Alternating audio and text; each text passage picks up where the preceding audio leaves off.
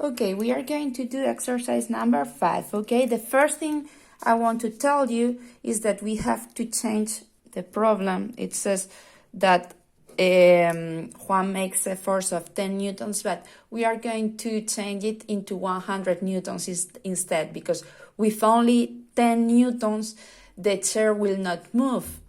Okay, so let's say it is 100 newtons, okay?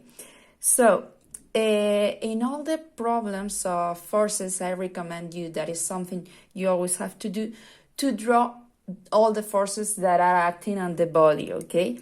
Because what we are going to use in most of the cases, in this case we are going to do it because they ask us about the acceleration, is to use the second Newton law. Okay, and if you remember here, the force we have to write here is the resultant force. And to know the resultant force, as we have learned, we need to know the direction of the forces, because depending on the direction of the forces, the resultant force will be calculated in a way or in another, okay? So the first thing we are going to do is draw all the forces that are acting on the body, okay? So I am going to try to draw Juan.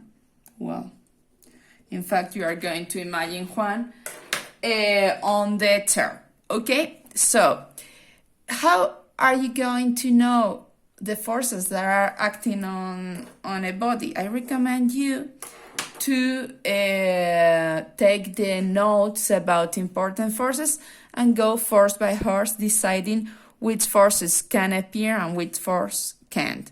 Okay, the first force we are going to draw is the weight.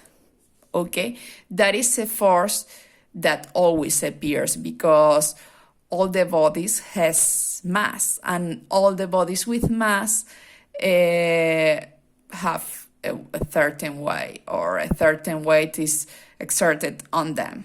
Okay, other forces. Normal force. The normal force appears always that we have a body on a surface. Okay, the chair is not floating on the air, it is on the floor. The floor is a surface. So we are going to have normal force. The normal force direction is always perpendicular to the surface, in this case to the floor. As the floor is horizontal, the normal force in this case is going to be vertical, upwards, okay? The normal force always equals the forces that go in the opposite direction, as in this case in vertical direction, but downwards we only have the weight. The normal force in this case is going to be equal to the weight. Other forces, well, of course, the force that Juan makes. If Juan pushes this way, the force will go, for example, this way, 100 newtons. Okay, and other forces. Friction force. Will the friction force appear? Yes, sure. In fact, we have some information about the friction coefficient. So we have friction force. How can you know where the direction of the friction force? Okay, if one is making a force in this direction, the friction force is always in the opposite direction to the one of the movement. If one is pushing this way, the friction force is in the opposite direction. Okay, other forces that we have. Tension. We don't have tension in this particular exercise because there is no rope or cable, okay, attached to the body. What else? Elastic force. No elastic force because we don't have springs. What else? Electric force. No electric force because we don't have charges. And magnetic force. We don't have magnetic force because we don't have magnets in this particular exercise. So now we have all the forces that act in this or on this body. Okay, next, you have to calculate the resultant force. Okay, as we always do in the other exercises, we learned how to draw the resultant force, okay? So to draw the resultant force, start always with those that act in the same direction. We said that the weight is equal to the normal force in this exercise, okay? So they cancel each other, okay? If you rest one number minus the same number, you will obtain nothing, okay? Then the resultant force is going to be, we have two forces in the same direction, in opposite direction, so we are going to rest them. 100 Newton minus the friction force. And what we have to do is to calculate the friction force. I remind you that the friction force is mu multiplied by the normal force. Mu is the friction coefficient, and the problem says that the friction coefficient in this case is 0.1, okay?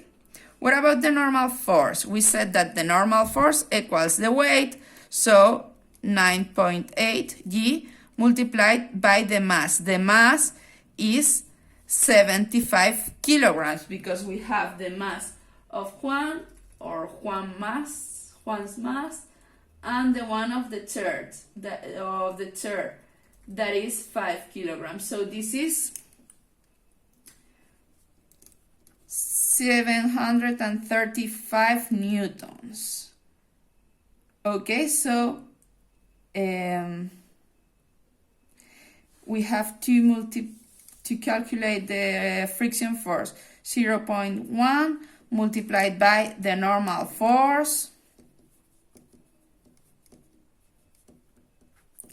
Okay, so the resultant force is 100 minus 73.5. Okay, so the resultant force is 26.5 newtons. Okay, this resultant force is what we are going to put here in the second Newton law. 26.5 equals the mass, 75 kilograms, okay, multiplied by the acceleration.